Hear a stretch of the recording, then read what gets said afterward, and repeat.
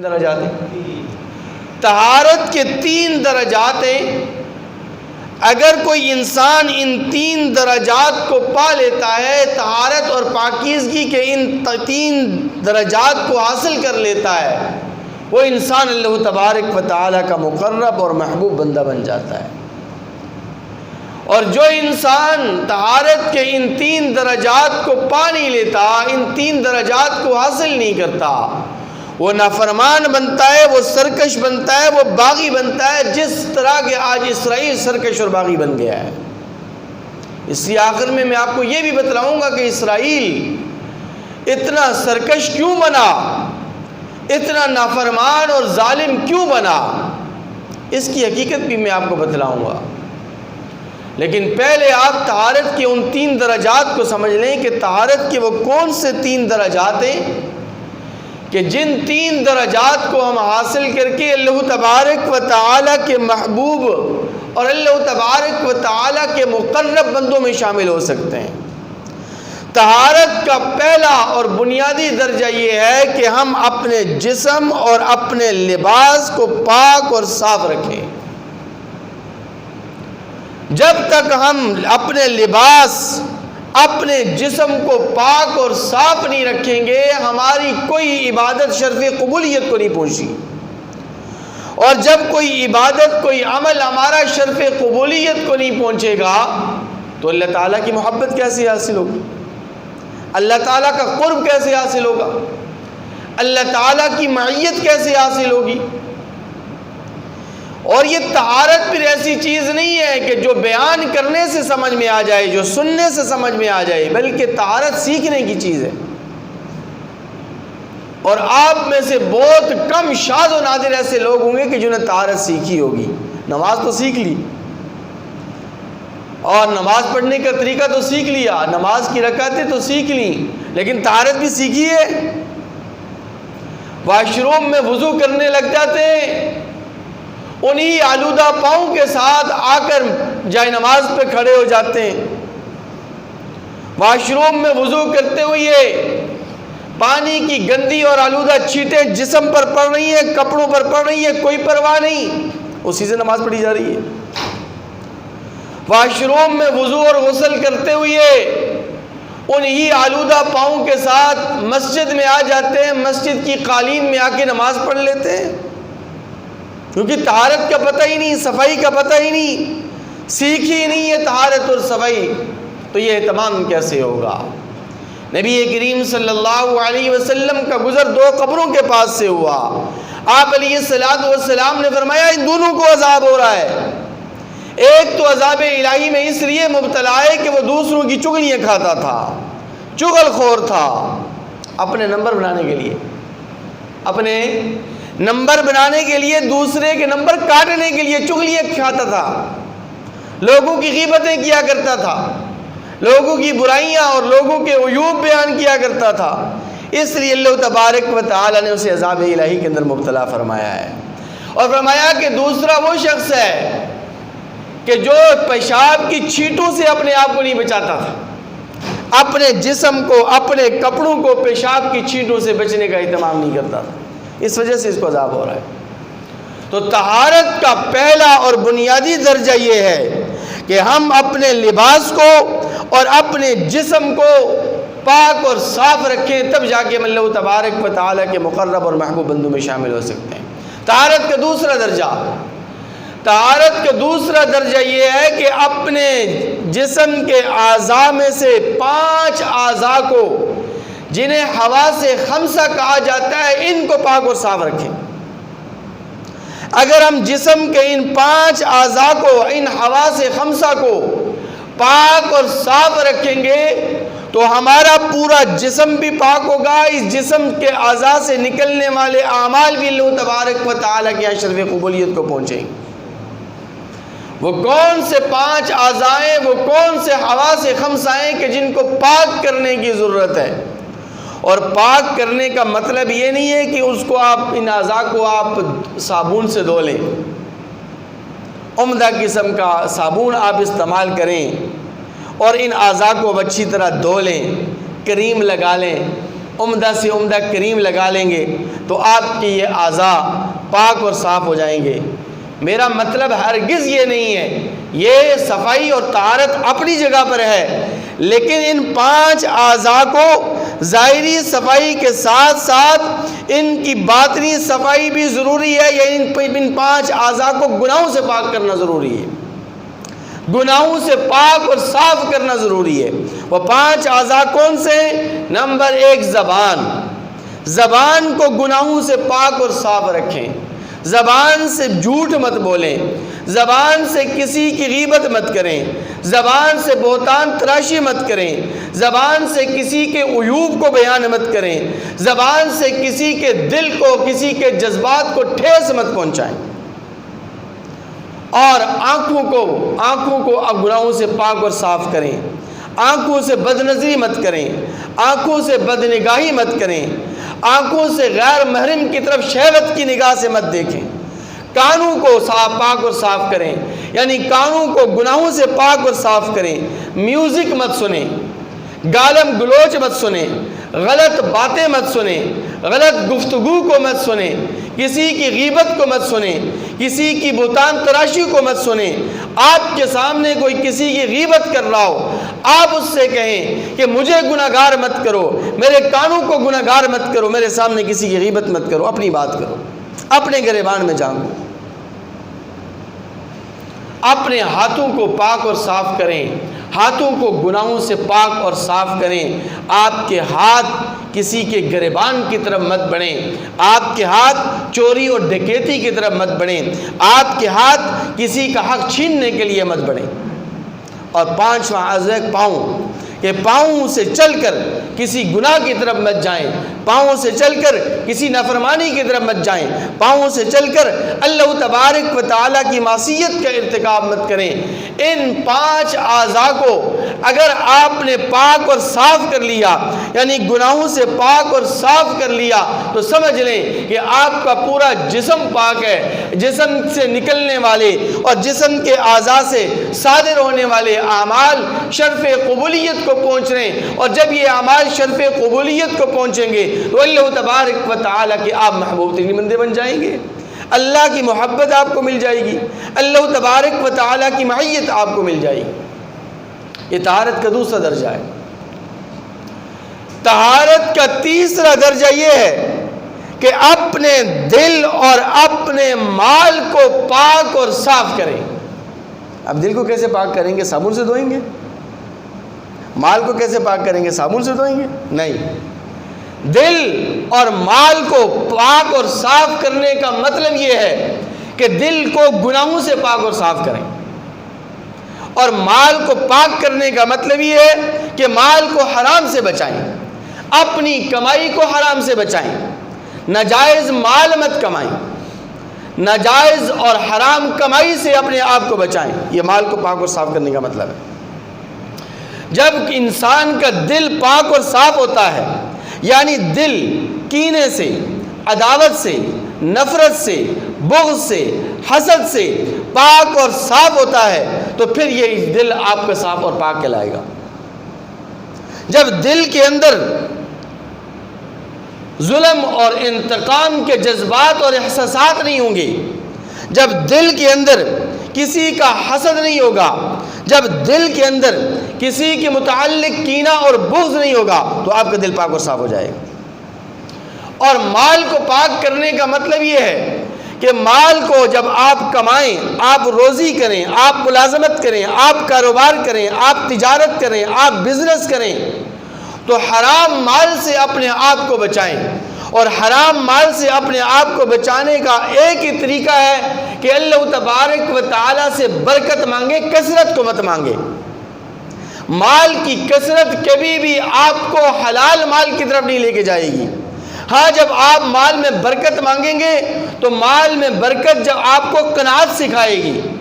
مال میں جب آپ برکت مانگیں گے تو آپ تھوڑے پر اکتفا اور قناعت کرتے ہوئے اللہ تبارک و تعالیٰ کا شکر ادا کریں گے، ناجائز حرام کی طرف، ناجائز اور حرام کمائی کی طرف آپ نہیں جائیں گے۔ اور جو لوگ اللہ تبارک و تعالیٰ سے برکت مانگتے ہیں، کثرت نہیں مانگتے، تو اللہ تبارک و تعالی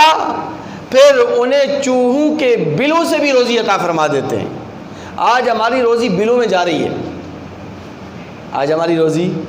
بلوں میں صرف ہو رہی ہے، لیکن جو لوگ مال میں کثرت نہیں مانگتے تھے بلکہ مال میں برکت مانگتے تھے، اللہ تبارک و تعالی انہیں بلوں سے روزی عطا فرمایا کرتے تھے۔ ایک صحابی قضاء حاجت کے لیے تشریف لے گئے، دیکھا کہ ایک چوہا اپنے بل سے نکل رہا ہے اور 1 دینار لا کر اپنے بل کے باہر سوراخ کے باہر پھینک کر واپس چلا جا رہا ہے۔ 1 دینار لایا، پھر چلا گیا، دوسرا دینار لے کر آیا، پھر چلا گیا، تیسرا دینار، چوتھا دینار، 17 دینار لا کر اس نے پھینکے۔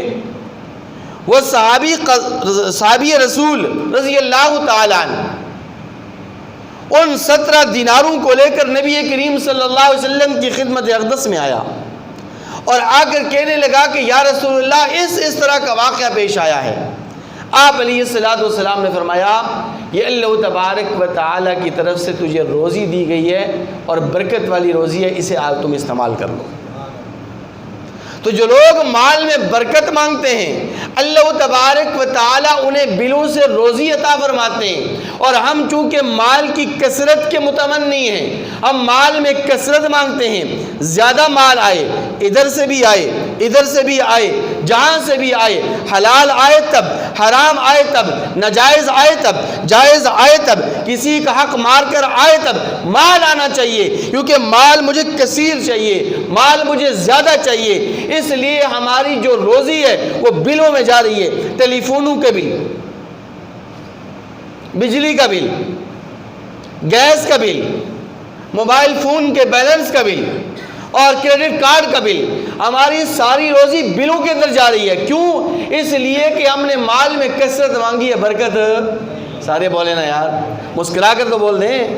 کہ ہماری ساری روزی بلوں میں اس لیے جا رہی ہے کہ ہم مال میں کثرت مانگتے ہیں، اور جو لوگ مال میں برکت مانگتے تھے اللہ تعالیٰ انہیں بلوں سے روزی عطا فرمایا کرتے تھے، انہیں بلوں سے روزی عطا فرمایا کرتے تھے۔ اس لیے بڑی پیاری بات مشائخ اعظام نے یہ بیان فرمائی ہے کہ اللہ تبارک و تعالیٰ سے مال کی کثرت مت مانگو، بلکہ اللہ تبارک و تعالیٰ سے مال میں برکت مانگا کرو۔ جب مال میں برکت ہوگی اللہ تعالیٰ تمہاری زندگی کو خیر و برکتوں سے بھر دے گا۔ میرے مسلمان بھائیوں، یہ مال میں برکت اور مال کے اندر قناعت تب انسان کو ملتی ہے کہ جب انسان مال کے حصول میں حرام سے اپنے آپ کو بچاتا ہے اور احتیاطی پہلو اختیار کرتا ہے۔ مال کماتے ہوئے، مال حاصل کرتے ہوئے احتیاط کا دامن اپنے ہاتھ سے نہیں چھوڑتا، حتی الامکان اپنے آپ کو حرام مال سے اور ناجائز کمائی سے اپنے آپ کو بچاتا ہے۔ ہم نام تو لیتے ہیں امام اعظم ابو حنیفہ رحمہ اللہ کا کہ ہم امام اعظم ابو حنیفہ رحمہ اللہ کے مقلد ہیں، ان کے ماننے والے ہیں، ان کے فقہ حنفی پر عمل کرنے والے ہیں، الحمدللہ ثم الحمدللہ۔ اور ہم صرف ماننے والے نہیں ہیں بلکہ ان کی ماننے والے بھی ہیں، اور آنکھیں بند کر کے ماننے والے ہیں۔ اندھی تقلید نہیں، اندھی تقلید کچھ اور چیز ہوتی ہے، لوگ اس کا غلط مطلب لیتے ہیں۔ اندھی تقلید نہیں ہے، بلکہ آنکھیں بند کرنے کا یہ مطلب کہ ہمیں امام اعظم ابو حنیفہ رحمہ اللہ کی فقاہت پر، ان کے علم پر، ان کی بصیرت پر، ان کی فہم و بصیرت پر 100% نہیں بلکہ 110% شرح صدر ہے، اطمینان ہے، کامل اطمینان ہے۔ اس لیے ہم ان کے فقہ پر اور فقہ حنفی پر 100% عمل بھی کرتے ہیں اور 100% ان پر اعتماد بھی کرتے ہیں، لیکن بات صرف اعتماد کرنے کی نہیں، بات صرف ماننے کی حد تک نہیں ہونی چاہیے، بلکہ ان کے نقش قدم پر بھی چلنے کی ضرورت ہے۔ وہ امام اعظم ابو حنیفہ جن کے ہم سب مقلد ہیں، جن کی ہم ماننے والے ہیں، جن کو ہم ماننے والے ہیں، وہ تو مال و دولت کے حصول میں، کاروبار میں، تجارت میں، ملازمت کے دوران اتنی زیادہ احتیاط فرمایا کرتے تھے کہ آپ جانتے ہیں کہ امام اعظم ابو حنیفہ رحمہ اللہ کپڑوں کے بہت بڑے تاجر تھے، کپڑوں کی دکان تھی۔ ایک دن دوپہر کے وقت چلچلاتی ہوئی دھوپ، آسمان دنیا کا سورج شعلے برسا رہا تھا، لیکن اچانک موسم خراب ہو گیا، اچانک موسم ابر آلود ہو گیا،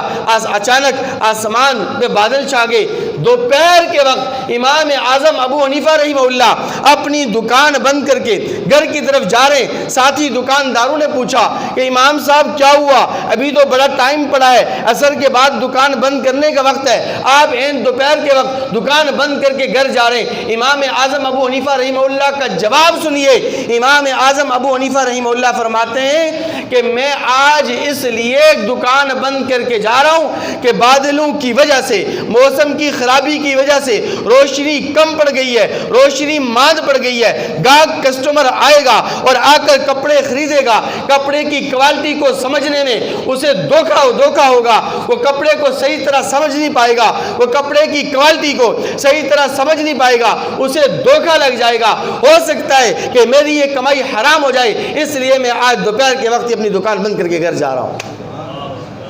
آج دکاندار کیا کرتے ہیں؟ کپڑوں کی دکان پہ جائیں نا آپ، جب کپڑے خریدتے ہیں تو انہوں نے چھت پہ ایسی لائٹیں لگائی ہوتی ہیں، ایسے فانوس لگائے ہوتے ہیں، وہ فانوس کی شعائیں جب کپڑوں پر پڑتی ہیں، کپڑوں کی کوالٹی وہ کہاں سے کہاں تک پہنچ جاتی ہے۔ اسی کپڑے کو لے کر جب آپ گھر پہنچتے ہیں آپ حیران ہو جاتے ہیں، یہ کپڑا وہی ہے جو میں نے مارکیٹ سے دکان سے خریدا تھا۔ اسی کپڑے کو جب آپ درزی ٹیلر کے پاس لے کے جاتے ہیں، درزی جب واپس کرتا ہے آپ کو ٹیلر، پھر آپ کہتے ہیں کہ پتہ نہیں یہ کپڑا تو ہے ہی نہیں ہے جو میں نے مارکیٹ سے خریدا تھا۔ تو کہنے کا مقصد یہ ہے کہ مال و دولت میں برکت اللہ تبارک و تعالی تب عطا فرماتے ہیں کہ جب ہم احتیاطی پہلو کو اختیار کریں گے، احتیاط کا دامن اپنے ہاتھ سے نہیں چھوڑیں گے، یعنی مشتبہ مال سے بھی اپنے آپ کو بچائیں گے۔ حرام تو بہت دور کی بات ہے نا، حرام اور ناجائز یہ تو بہت دور کی بات ہے، مشتبہ مال کہ جس کے بارے میں، جس روزی کے بارے میں، جس چیز کے بارے میں ہمیں شک و شبہ ہو، کنفیوزنگ ہو کہ یہ مال پتہ نہیں میرے لیے جائز ہوگا یا پھر جائز نہیں ہوگا، اس شبہ والے مال کو بھی، اس شک والے مال کو بھی، اس شک والی روزی کو بھی ہم جب تک ترک نہیں کریں گے اس وقت تک ہمارے مال و دولت میں برکت نہیں ہو سکتی۔ جب مال و دولت میں برکت نہیں ہوگی تو پھر اللہ تبارک و تعالی ہم سے کیسے راضی ہوں گے، اور پھر ہمارا جو یہ رزق ہے، ہمارا جو یہ روزی ہے، ہماری یہ جو ملازمت ہے، ہمارا جو یہ کاروبار ہے، ہماری جو تجارت ہے، ہمارا جو یہ بزنس ہے، یہ کیسے پھر حلال ہوگا۔ تو اس لیے طہارت کا تیسرا درجہ جو آپ کے سامنے عرض کیا گیا وہ یہ کیا گیا کہ دل اور مال کو پاک کریں۔ جب دل اور مال پاک ہوتا ہے تو پھر اس دل کے اندر انسانی ہمدردیاں پیدا ہوتی ہیں، دوسرے انسانوں کے متعلق اچھے جذبات اور احساس پیدا ہوتا ہے، اور جب انسان کا مال پاک ہوتا ہے تو انسان سے پھر تکبر، عداوت، بغاوت، سرکشی اور نافرمانی نکل جاتی ہے، کیونکہ یہ مال و دولت ہی ایسی چیز ہے کہ جو انسان کو نافرمانی کی طرف، تکبر کی طرف، ضد اور عناد کی طرف اور ہٹ درمی کی طرف مائل کرتی ہے۔ جس طرح کہ آج آپ دیکھ رہے ہیں کہ اسرائیل دنیا کا سب سے بڑا سرکش، دنیا کا سب سے بڑا نافرمان، دنیا کا سب سے بڑا باغی، دنیا کا سب سے بڑا دہشت گرد ثابت ہو رہا ہے، اور اسرائیل اس لیے دہشت گرد ٹھہرا، اسرائیل اس لیے باغی ہوا، اسرائیل اس لیے سرکش اور نافرمان ہوا کہ اس نے نہ مال کو اپنے پاک کیا، اس کے پیچھے جو مال آ رہا ہے، اس کو جو پشت پناہی مل رہی ہے، نہ وہ پاک ہے، نہ وہ صاف ہے، اور نہ ہی ان کے جذبات اور احساسات پاک اور صاف ہیں، اور نہ خود اسرائیل کے اپنے جذبات اور احساسات اور اس کے منصوبے اور اس کی پلاننگ پاک اور صاف ہے۔ اس لیے وہ سرکش ہو گیا، نافرمان ہو گیا، اتنا بڑا باغی ہوا، اتنا بڑا دہشت گرد بن گیا کہ اسرائیل نے اس جنگ کے دوران جو اس وقت فلسطین کے اندر چھڑی ہوئی ہے، اس نے بین الاقوامی قوانین کو بھی اپنے پاؤں تلے رون ڈالا ہے۔ میں درس قرآن میں یہ بات عرض کر چکا ہوں کہ بین الاقوامی قوانین کے تحت آپ جنگ کے دوران شہری آبادی پر حملہ نہیں کر سکتے۔ بین الاقوامی قوانین کے تحت آپ جنگ کے دوران فاسفورس بم کا استعمال نہیں کر سکتے۔ فاسفورس بم اسے کہتے ہیں کہ جس سے انسان کی لاشیں جل کر راکھ بن جاتی ہیں۔ جنگ کے دوران اس فاسفورس بم کے استعمال کی اجازت نہیں ہے۔ بین الاقوامی قوانین میں کہہ رہا ہوں، میں اسلامی قوانین کی بات کر ہی نہیں رہا ابھی۔ بین الاقوامی قوانین کے تحت آپ شہری آبادی پر، دشمن کی شہری آبادی پر آپ حملہ نہیں کر سکتے، آپ دفاعی مراکز پر آپ حملہ کر سکتے ہیں، لیکن شہری آبادی پر آپ حملہ نہیں کر سکتے. لیکن اسرائیل اتنا بڑا دہشت گرد ہے، اسرائیل اتنا بڑا باغی ہے، اسرائیل اتنا نافرمان ہو گیا ہے، اسرائیل اس وقت اتنا بڑا فرعون بن چکا ہے کہ اس نے بین الاقوامی قوانین کو بھی پسے پش ڈالا ہے، انہیں بھی رون ڈالا ہے. اور اس نے نہ صرف یہ کہ شہری آبادی پر حملہ کیا، اس نے نہ صرف یہ کہ اس جنگ کے دوران فاسفورس بموں کا استعمال کیا، بلکہ اس بدبخت نے تو ابھی ہاسپٹلز کو بھی نہیں چھوڑا، ہاسپٹل کے اندر بھی اس نے بم پھینکے اور وہاں سے مریض جو یہ بچے بھی تھے، وہ مریض جو بوڑھے بھی تھے، وہ مریض جن میں عورتیں بھی شامل تھیں، وہ مریضائیں کہ جن عورتوں کے پیٹوں میں اور ان کے حمل میں بچے تھے، ان کو بھی نہیں بخشا اور ان کے اوپر بھی بم برسائے، راکٹ برسائے اور ظلم و ستم کی انتہا کر دی. اور پھر اس کی پشت کے اوپر امریکہ کھڑا ہے، برطانیہ کھڑا ہے. اور یہ امریکہ اور برطانیہ آج سے نہیں کھڑا، بلکہ امریکہ اور برطانیہ نے اس وقت اسرائیل کو سپورٹ کیا تھا جب آج سے 75 سال پہلے فلسطین کے اندر اسرائیل آ کر آباد ہوا. اور گریٹر اسرائیل کے منصوبے کے تحت اس صہیونی اور زائنزم طاغوتی قوت نے جب اسرائیل کے اندر اپنی ریاست کو قائم کر کے یہ پلاننگ کی تھی کہ ہم یہاں سے اپنی ریاست کا آغاز کریں گے، یہاں اپنی فلسطین میں اپنی ریاست کو قائم کر کے اپنی ریاست کو وسعت دیتے ہوئے ہم مکہ و مدینہ پہنچیں گے اور مسلمانوں کے قبلہ اول بیت المقدس پر تو ہم قبضہ کر چکے،